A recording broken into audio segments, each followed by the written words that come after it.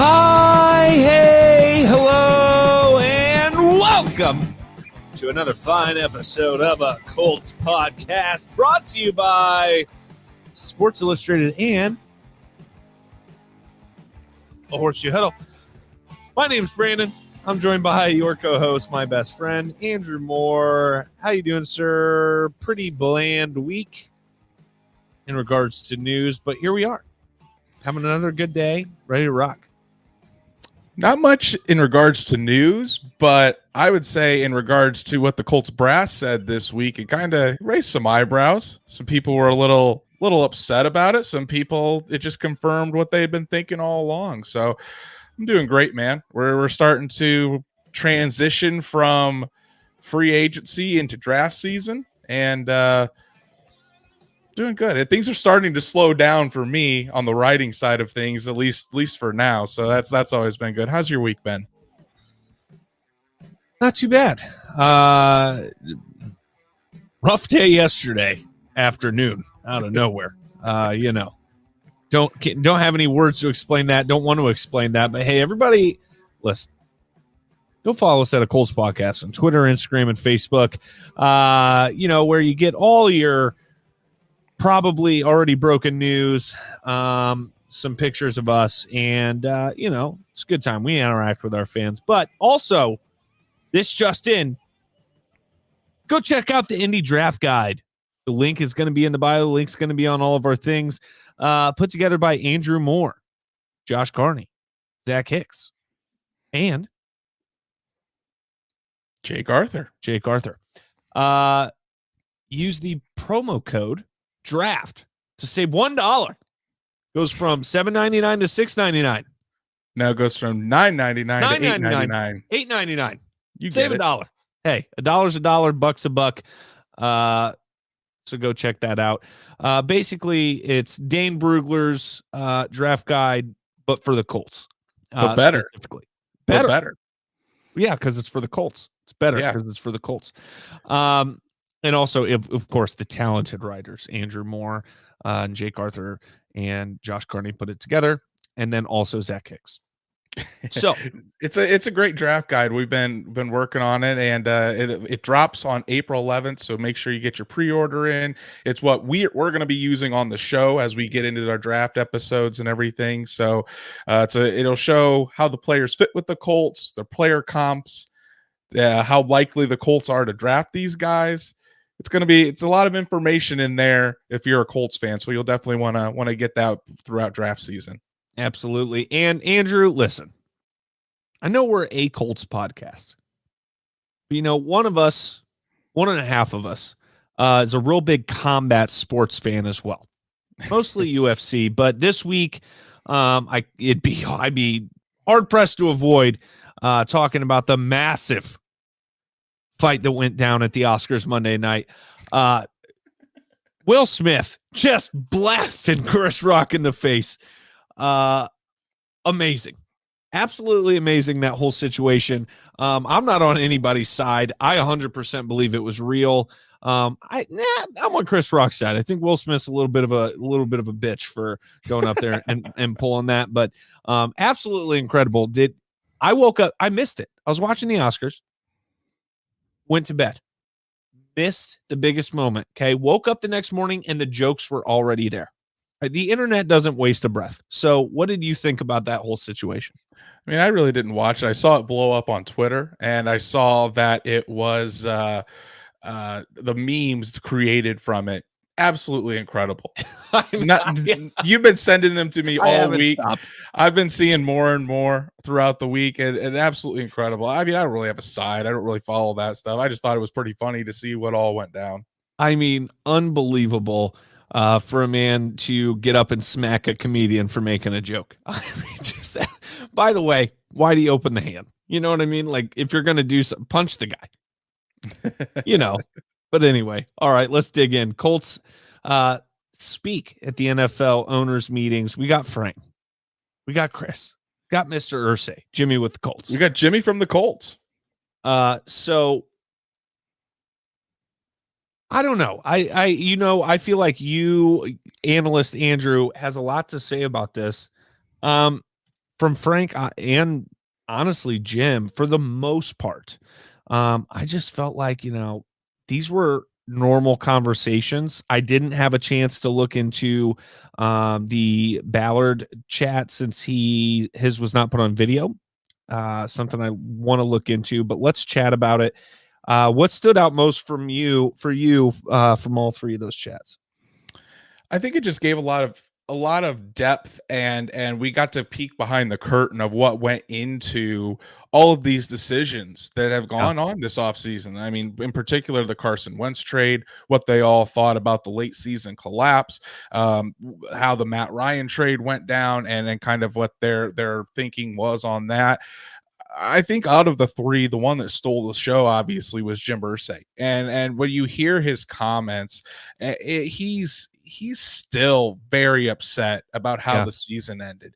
And it just kind of the different conversations that they had, not only amongst themselves, but then amongst the veteran players on this team too. That really stood out to me, that they didn't just make this rash decision.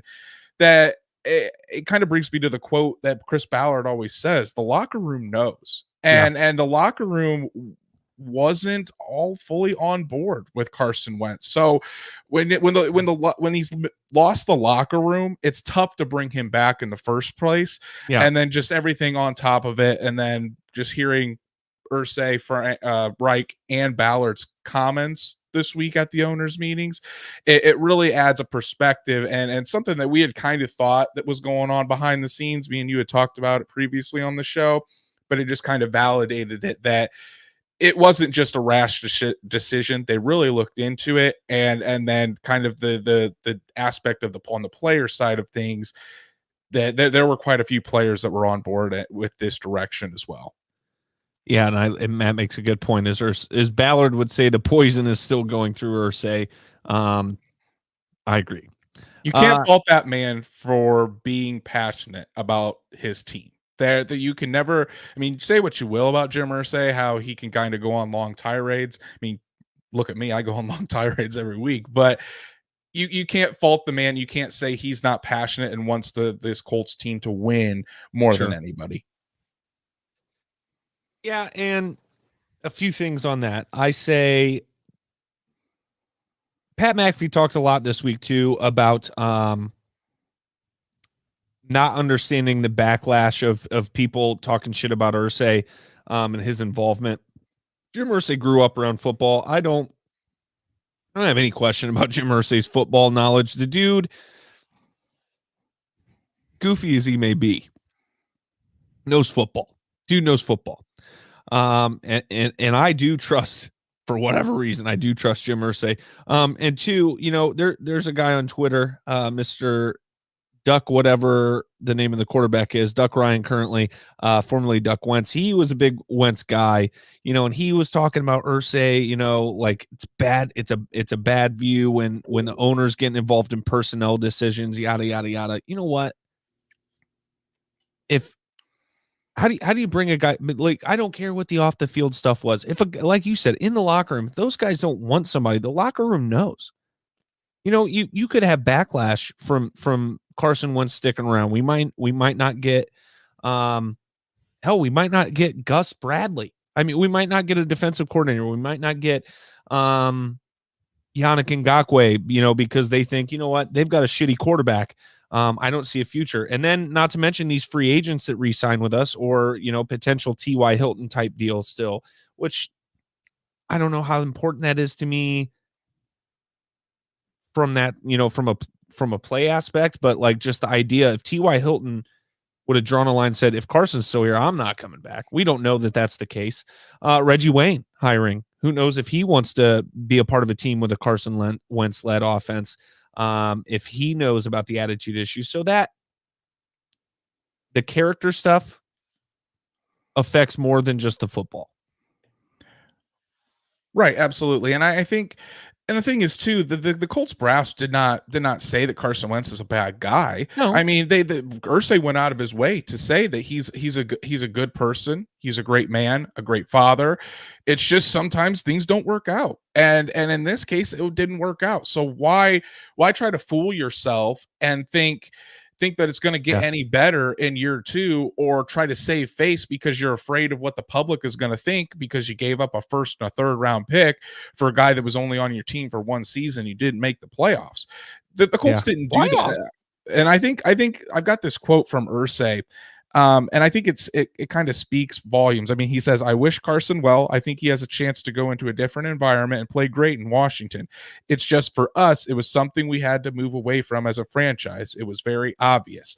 And I think that where he says very obvious, it takes into account the players that weren't on board with Carson Wentz, the players that thought they could go farther with Carson Wentz not in the building. And again, he's not a bad guy, but his leadership capabilities just wasn't what the Colts were looking for. He did seem like he was kind of more along for the ride and more kind of aloof in the locker room. And I want to credit Stephen Holder and Zach Kiefer for this in their podcast this week. They did say they didn't name the player, but they said there was a high profile player on this team that whose words carry a lot of weight, who talked with Ballard and Irsay after the season about missed opportunities with Carson Wentz and how the offense wasn't seeing things as clearly with Carson Wentz. And when you have that player, and I don't want to speculate who it is, you might have an idea of who it is, just depending on who the offensive captains were. Do you know what my next question was? Who is that player? Andrew, who do you think it is? Yep, for sure. I'm not going to speculate, but I think I'll give you a hint of who I think it could be. It may be a guy that Carson Wentz overthrew in the Raiders game, or a guy in the on Hard Knocks that went up to Frank Reich and said we need to run the ball more. It could be one of those two. But I think that the point is, when you have one of those leaders on your team that goes to the owner and the GM and says that kind of thing, it's almost impossible that you're going to be able to run it back. And again, this wasn't just something with the Jacksonville game.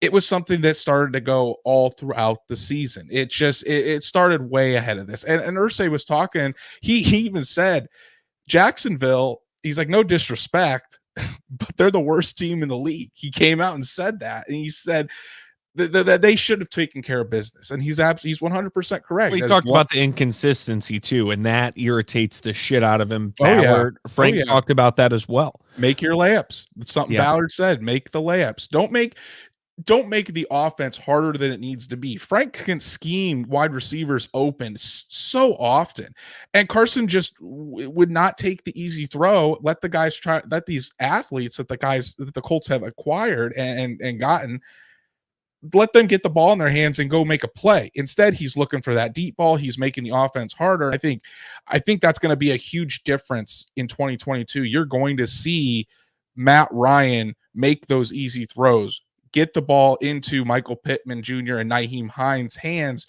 early in the play so they can do those run after the catch plays, those huge game-breaking runs that both those guys can do. And the last thing on the late season collapse, Carson Wentz trade. And of course, the rest of my family's getting home, so the dogs are going to go nuts here. In the moment, and we were both there, in the moment, we never would have guessed that one missed throw to T.Y. Hilton, unbelievable, the dogs, may have been the most detrimental bad throw for Carson Wentz's career that he's ever had. I think had he made that throw, whether we score, whether we go down and win or not, I mean, if he hadn't missed that throw so badly, I think we might have a different story right now, because it was just so bad. It was so glaringly obvious. I mean, you can go back and say, but the throw against Cardinals, all you want, he missed that one. And that's been kind of my piss and moan about Jimmy G for ever since they lost the Super Bowl. You have to be able to make that throw when it counts the most. And yes, Cardinals game, it counted a lot, but like winning in, you got to make that throw. So it's funny to look back at that throw and think, that one throw might have been it. Right. And I think this is important too. It kind of signals that the Colts, I mean, we kind of know that the Colts did not trust Carson Wentz to go out there and win them a game, especially late in the year. They took the ball out of his hands and put it into Jonathan Taylor's hands. And this comment by Frank Reich, and Frank Reich is the guy that is one of the biggest supporters of Carson Wentz out of anybody. He still thinks that he could be a top 10 quarterback in the league potentially. Said that. But when he was asked about Matt Ryan and what makes him so excited to have Matt Ryan, Frank Reich right away said one of the stats that sticks out to me is the 42 career game-winning drives that Matt Ryan has. Seventh all time. This was one of the sticking points in my story this week about Matt Ryan and Frank Reich. Carson Wentz had 0 game-winning drives, 0 fourth-quarter comebacks for the Colts last year. Frank Reich said time and time again, Matt Ryan has shown that when the game is close and when he has to put the team on his back, he can do that, and you can trust him to do that. And Andrew, when you're in so many one possession games, okay, Phil Rivers was in this position the year before he was with us. If your stats show 0 game-winning drives in 8 one possession games, that's a problem. That's a serious problem. Mm-hmm. I think the Colts were like 2-5 in one possession games this past year, something to that effect. Not good. It's just not good enough, and that's why the move had to be made. And I'm going to give one more quote about the Carson Wentz issue from Ballard, and it kind of shows that. Kind of what I was getting back to, that they weren't just going to keep Carson Wentz to save face. He said, my job is to look not only at the short term, but also the long-term implications. And I think sometimes you hang on just because you made a move and you don't want the world to see you in a negative viewpoint. But at the end of the day, I'm a steward for the organization. That's the way I look at it. And we got to always do the right thing, no matter how it might make me look. I just thought it was the right move for us short and long term. And credit to Ballard for sucking up his pride, knowing that he made it, that the whole organization, Reich, Ballard, Irsay had to sign off on it too, made a bad move. And rather than sticking with it and trying to hope that it does happen, they realized quickly this isn't going to get any better. They cut bait, and they were able to make the best out of the situation and get Matt Ryan, even though he wasn't even available at the time that they decided to trade Wentz. All right, let's move it along to Matt Ryan. You mentioned Frank Reich talking about that stat. Frank Reich also talked about the leadership aspect, which you and I talked about.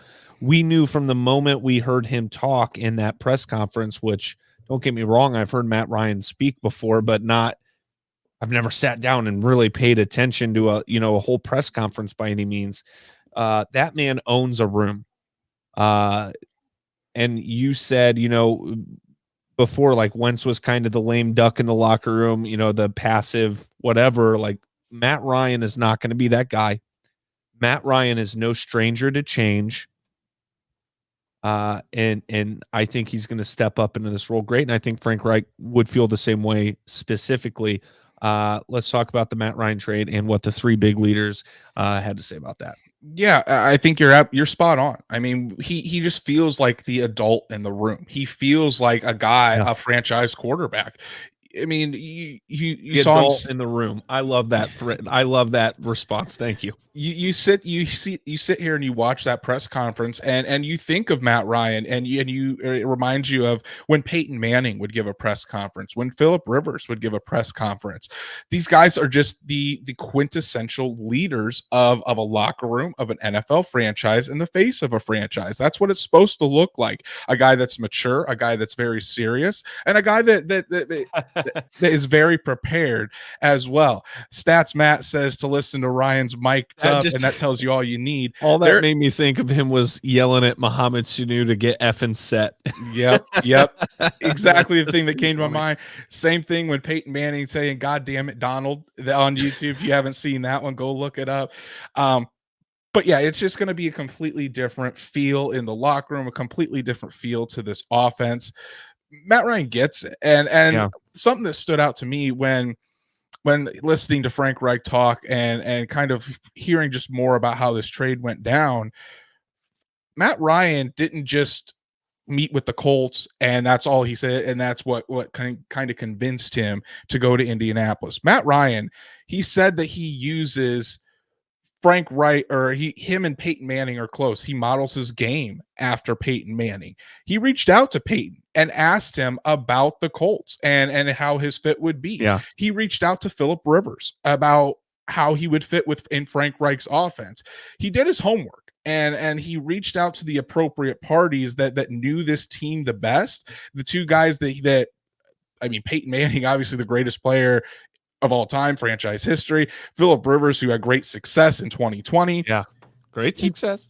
He did his homework on the Colts. He wanted to make sure that this was going to be the right fit. Again, that speaks to it's a franchise quarterback. It's something that Peyton Manning would do. It's something that Peyton Manning did when he was going from the Colts to the Broncos. So it's just a different feel. You feel like you have a franchise quarterback now that you can trust. And you could just see the relief in Frank Reich when he talked about Matt Ryan, that finally they have a quarterback that they think can be here more than just 1 year, a guy that they don't have to worry about making the correct play, because Matt Ryan will make the correct play.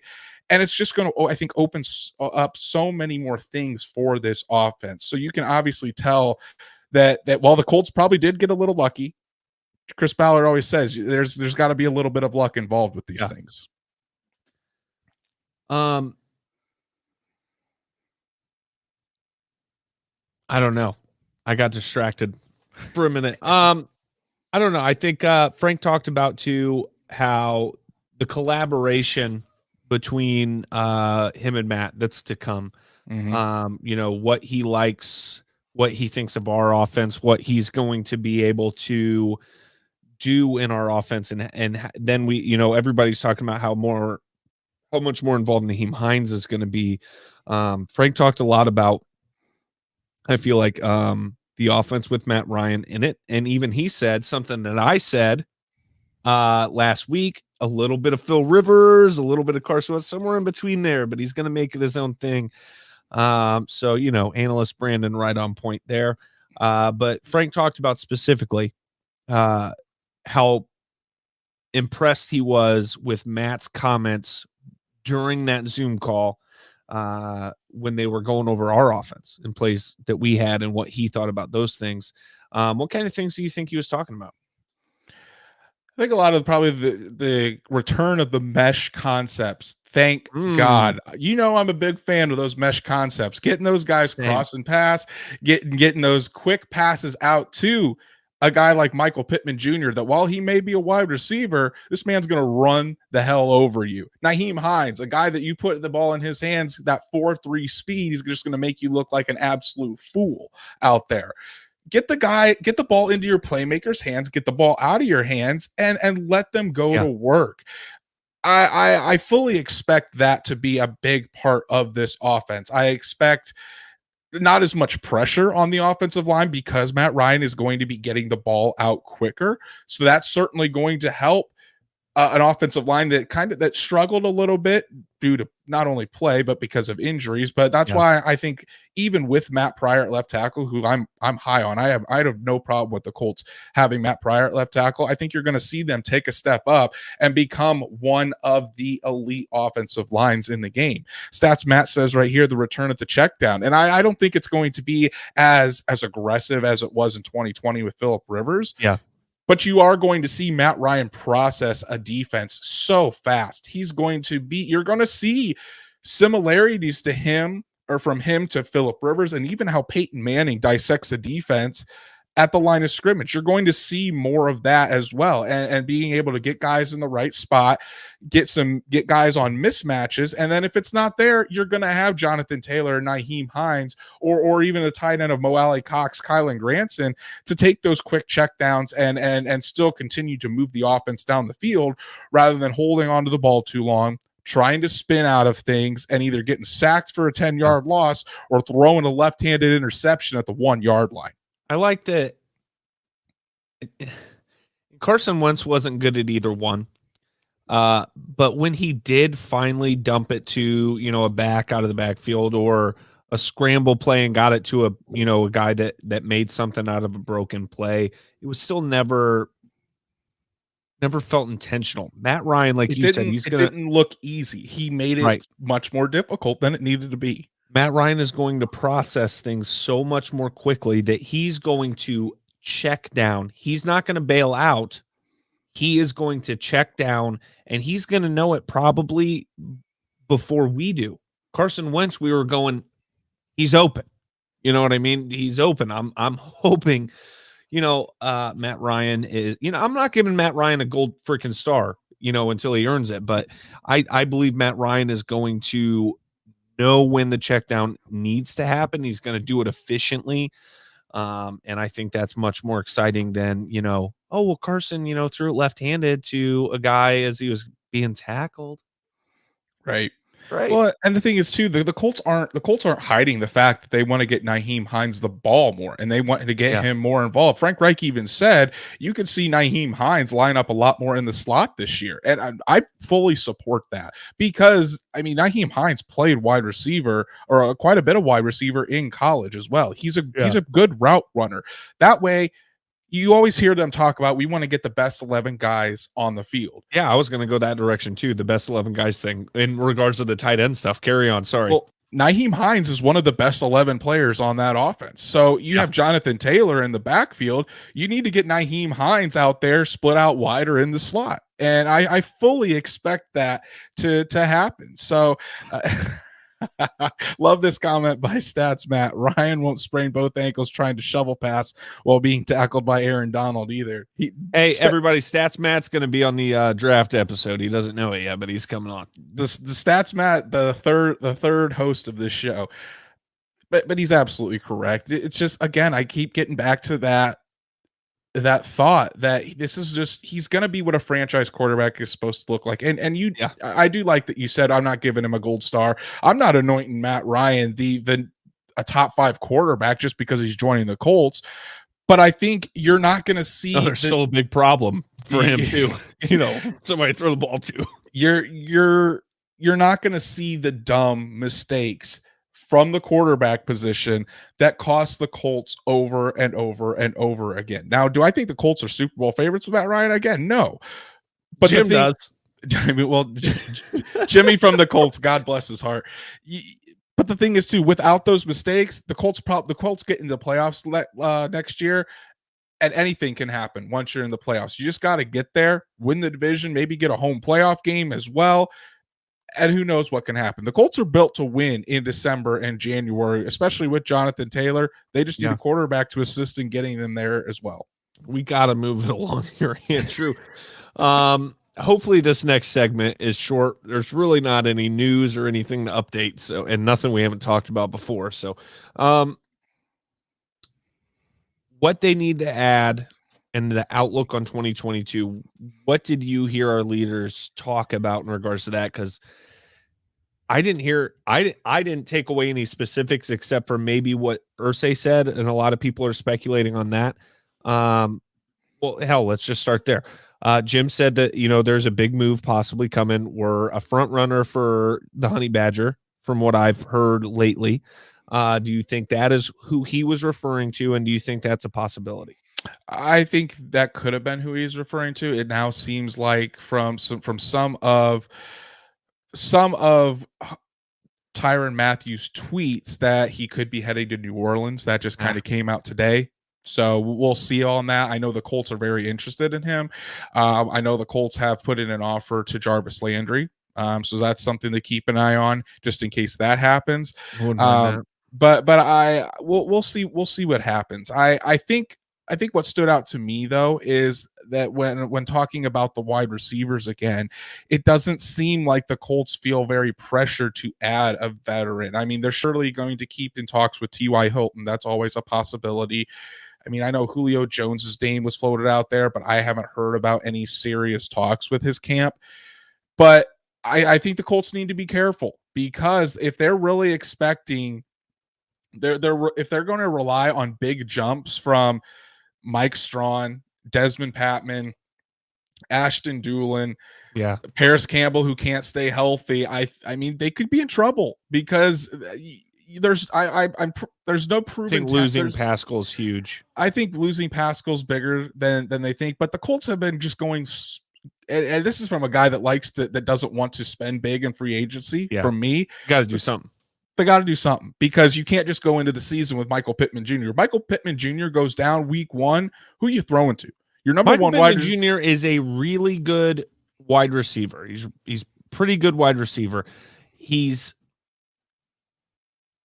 not yet, to me. I mean, he had a coming out party this year. He's still not like a dominant number one.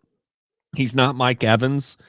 If he is Mike Evans, he needs a Chris Godwin stat. You know what I mean? And maybe a tight end. But I think we need something. Yeah, I think Michael Pittman could turn into a bona fide number one wide receiver and a Pro Bowl wide receiver. But like you mentioned, he's not there yet. And like I was saying, if he goes down week 1, then your number one wide receiver is Paris Campbell. You can't stay on the field. And then Paris Campbell goes out, your number one wide receiver is Ashton Doolin. That's a 6 and 11 season, if you ask me. So the Colts do need to address it. I fully expect still that number 42, their first pick, will be a wide receiver.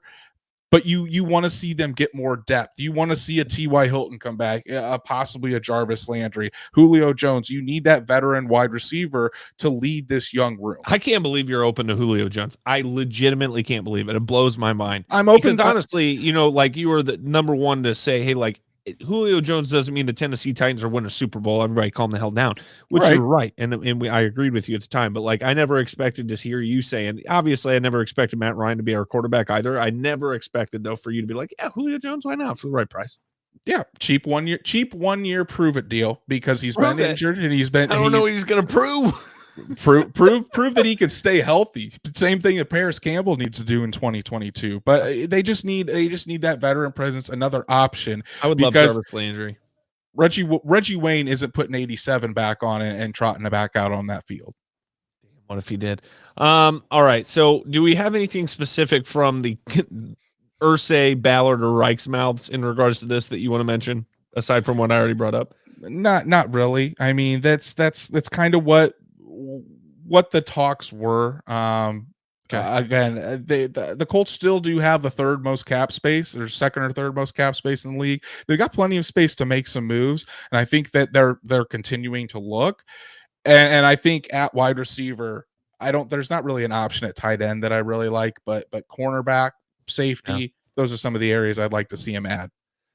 Some people, and by some people I mean somebody I'm not going to mention on the show, said something about Hawkinson, finding a way to trade for Hawkinson.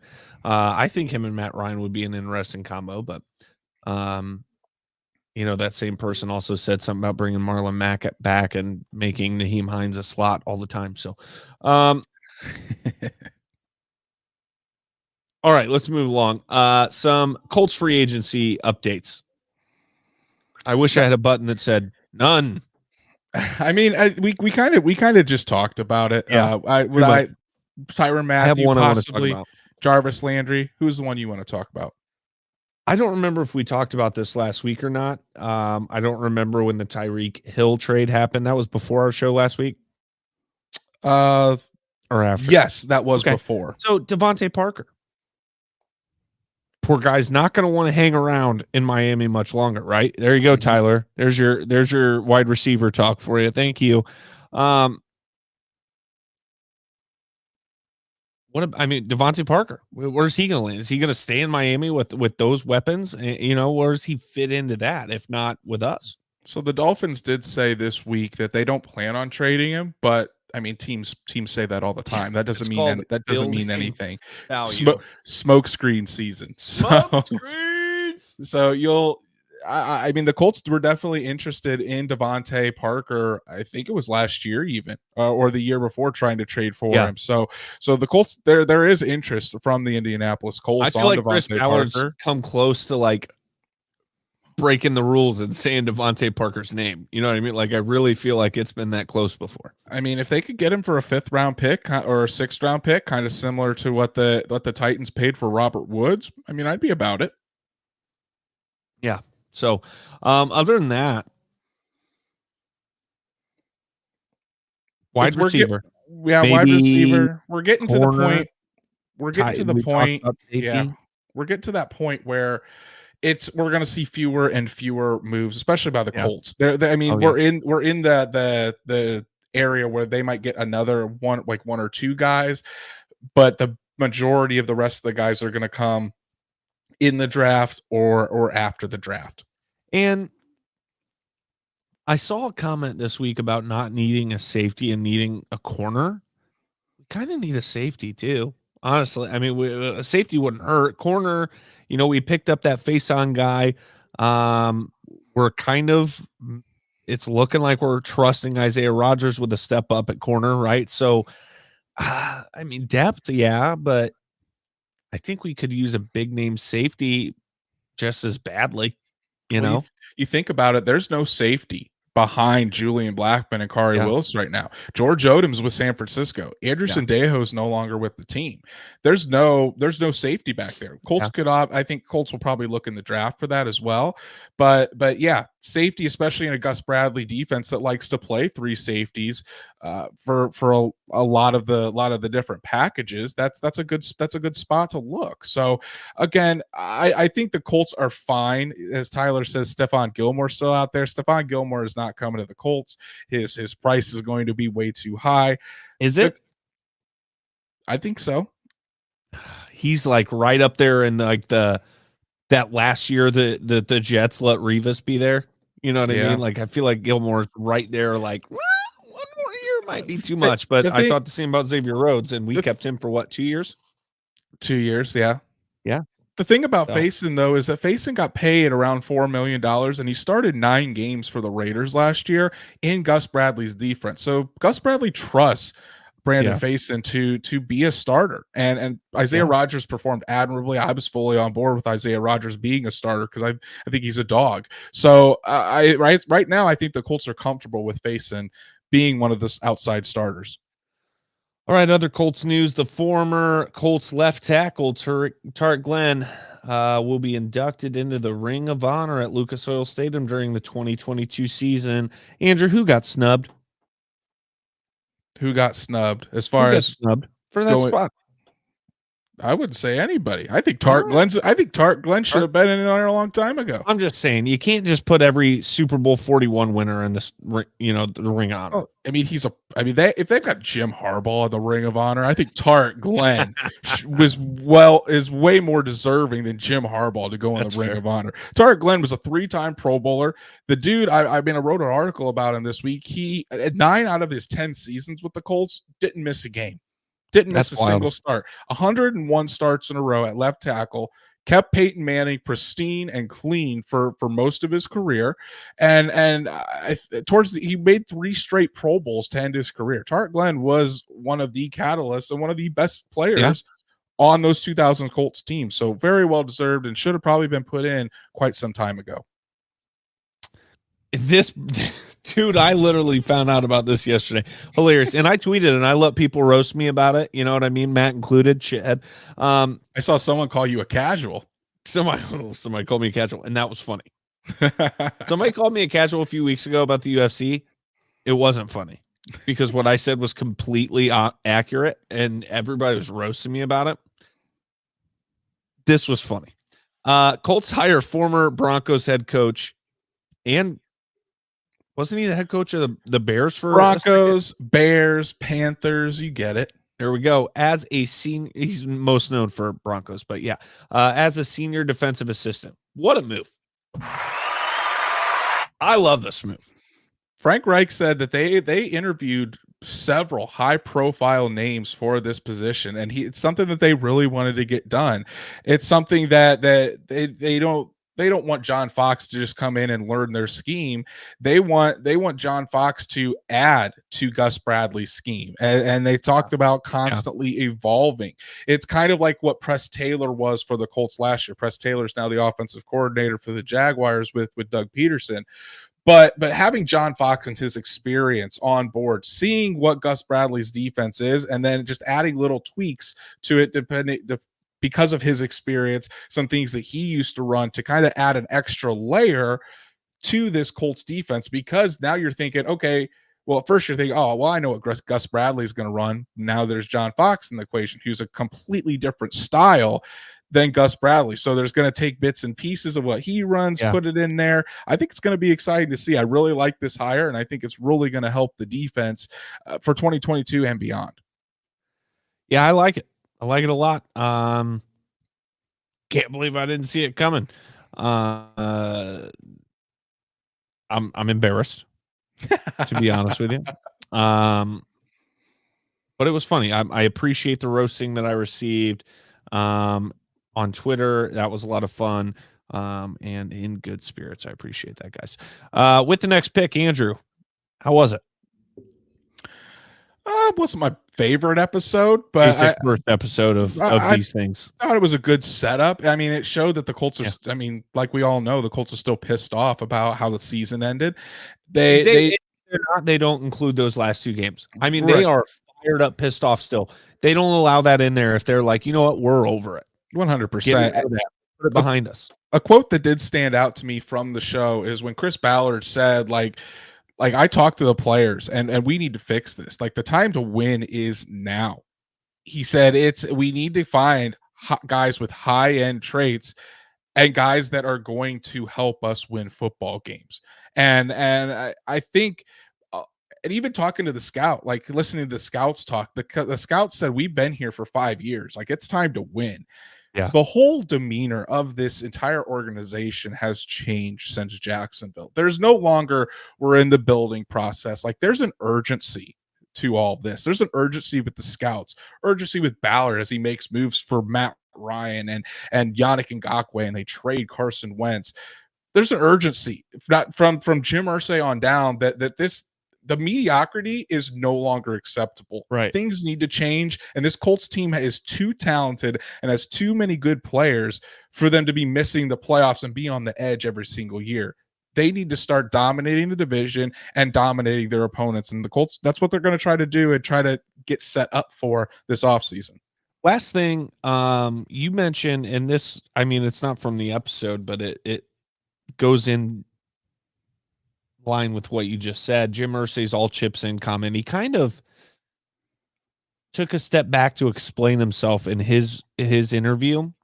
You know, we are all like, okay, all chips in. Where are we at? Where's the free agency moves? Where's this and that? It's not just about that. He's saying like the players that are here, the staff that are here are going to be ready to do whatever it takes to win. They're going to compete. They're going to master their craft. Like it's about an effort thing and a mindset thing. So it's not just about bringing in big names. It's about shifting even further a mindset of winning through, in a winning culture throughout the organization. And I thought he did a really good job of clarifying exactly what he meant as he stood out by that private jet engine that was running. Right. And I think we kind of, at least you and I, we kind of knew that's what it was. And that's kind of what he was talking about. And I think a lot of other fans kind of misconstrued that into thinking, oh, they're going to go in on every single big name free agent and become the Los Angeles Rams. And that's just not how the Colts do things. I mean, right or wrong, that's just their MO. So, but I do like that Irsay, he just wants guys. And I think he was talking about guys. He said like guys like Reggie Wayne, guys like Peyton Manning, guys that from the past have emulated this. And he mentioned even the greats like Ray Lewis, Walter Payton, Ronnie Lott. He said there's not many of those, but you can, like, talent-wise, there's not many of those, but you can have the same mindset as those guys. And I think that's important. And that's what the Colts are going to be out there looking for. They're going to be very critical on these guys. They're going to bet on the high-end traits and the high-end talent, and they're really going to focus in on guys who love football and will do whatever it takes. Dogs like the Isaiah Rodgers that I was talking about, guys that will work their ass off every day to get the Colts to a Super Bowl. Hey, don't forget, in our bio, in the about of this episode, the description, there you go, there's the word, the Indy Draft Guide, brought to you by the Horseshoe Huddle. Get $1 off using promo code DRAFT to get all you need to know about the Indy Draft. and what the Colts should be and who they might be and maybe even probably will be targeting in this year's draft, 2022. Okay. NFL free agency. Andrew, we got some moves. We got some things to talk about. Let's start it out. Bears trade quarterbacks basically with the Saints and acquire quarterback Trevor Siemian, and the Saints get quarterback Andy Dalton. So they kind of do a little flip-flop of the backup quarterbacks there. Any comment on those? Probably the biggest news of the entire free agent cycle right here. No, not really. I mean, Andy Dalton's going to back up Jameis Winston. Trevor Siemian will back up Justin Fields. Now I'm looking at the biggest news. Chiefs get running back Ronald Jones, formerly of the Bucks. Here's the big one. Chiefs sign wide receiver Marquez Valdez-Scantling from the Packers. That apparently is their cheap alternative to Mr. Tyreek Hill. So if you're the Chiefs, do you feel confident in your top three receivers being obviously Travis Kelce, Juju Smith-Schuster, and Marquez Valdez-Scantling? Yes. Obviously their wide receivers are taking the cake for longest hyphenated last names in the league. Did you see the meme? It was like the guy that used to stitch in Hill and he has to stitch in Juju or Schuster and Valdez-Scantling now. Dude, sucks for him. Sucks for him. Jersey guy. Oh, I was trying. MVS was a wide receiver the Colts had quite a bit of interest in, but as soon as they traded Hill, I think he had his mind made up that he was going to go to the Chiefs, and they paid him fairly well. I think it's 3 years, $30 million. Yeah, I can't really blame him. They're going to win Super Bowls. We're still flirting with the playoffs, apparently. Jaguars get defensive end Arden Key from the 49ers. That guy any good? He had a breakout season last year. He's kind of been up and down. Wasn't very breakout. I didn't hear about it. He's kind of like a little bit better version of Kamoko Toure, in my opinion. But the Jaguars' free agency spending spree just continues. I lied. Here's the big one. Jets signed kicker Greg Zuerlein from the Cowboys. They want to score even fewer points this year. I guess so. Patriots get safety Jabril Peppers. He still plays football. Giants. The Rams get linebacker Bobby Wagner. I swear I just saw JJ tweeting about Bobby today still. From the Seahawks. He signed this evening. I think it's a 5-year deal. $50 million can be worth up to 65. You think of the three levels of that defense. You got Aaron Donald on the D line, Bobby Wagner leading the linebacker core, and then you got Jalen Ramsey roaming the secondary. Rams got better. For sure. Rams. Hey, since we've got Tyler on the show right now and he's listening, I don't think he listened last week. What was it you said about Tua last week after he got Hill and all these weapons? No excuses. There's no more. Like Tua cannot hide. No more hiding is what you said. Yeah. No more hiding for Tua Tagovailoa. You're frozen. Can you see me? Can't hide anymore is what you said. Can you see me now? Yeah, no, I can't. It just fast forwarded through everything you said. It was like, but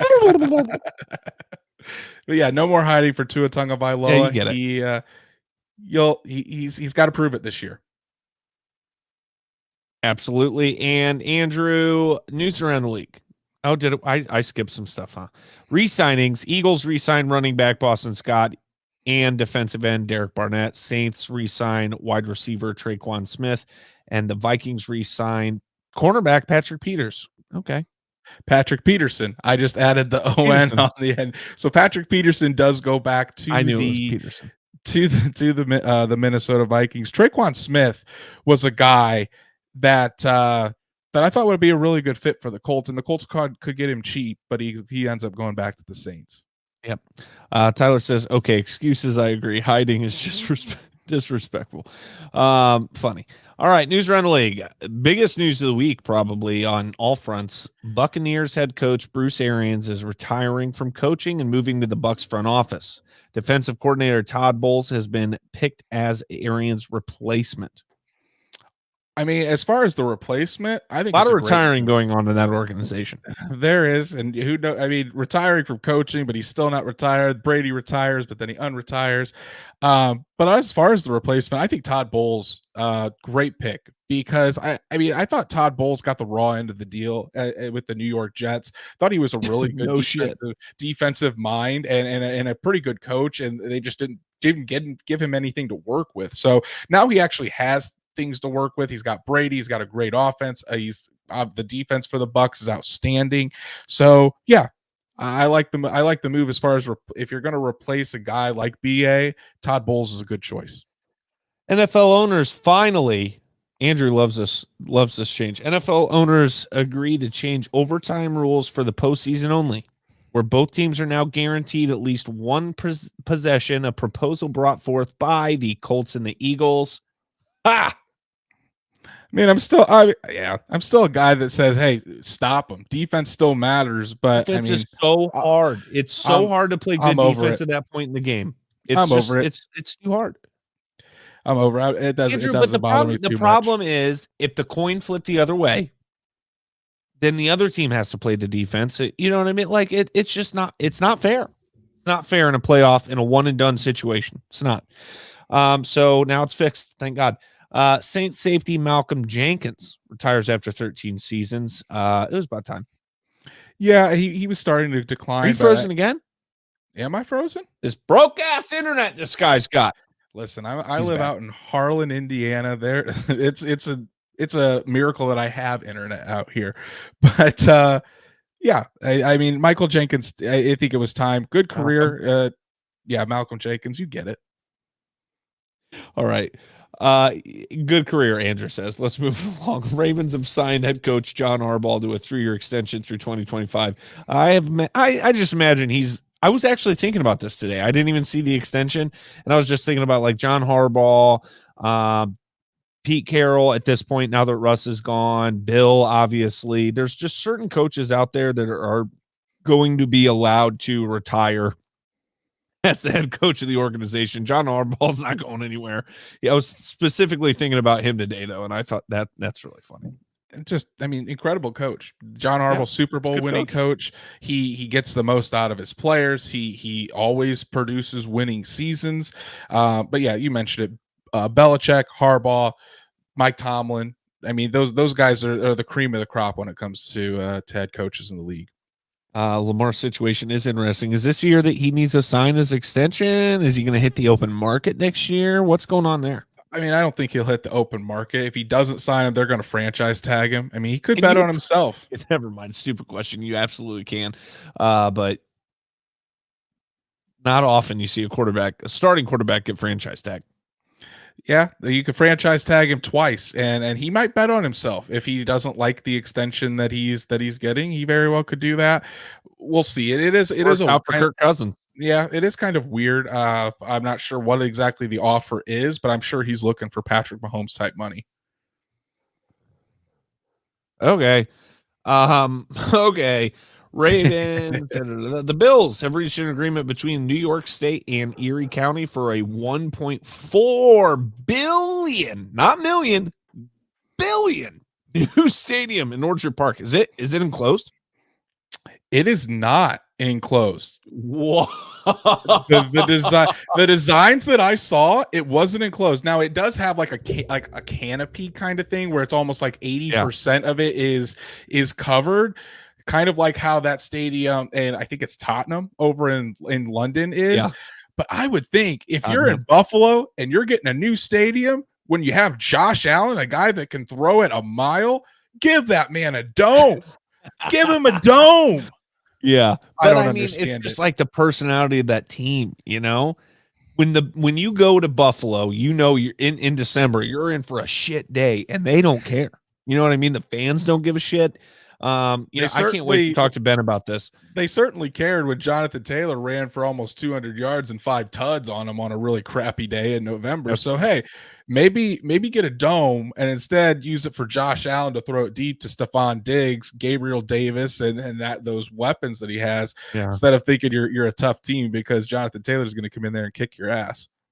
State of New York's going to pay $600 million of that. NFL, aka the taxpayers, and the NFL and the Bills contribute $550 million. Erie County and more taxpayers contribute $250 million. Hilarious. NFL owners have unanimously passed the proposal.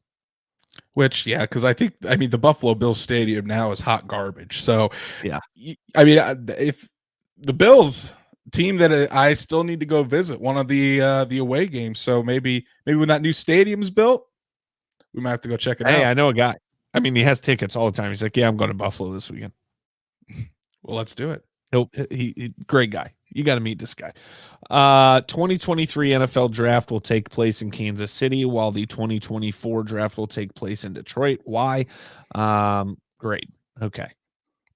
Here's something I didn't put in the 2023 2023 NFL Combine will be staying in Indianapolis. So that's really awesome. Let's go. Let's go. All right. And the Lions will be featured on this year's training camp edition of the HBO Hard Knocks. Early predictions for in season. Oh, that's a good one.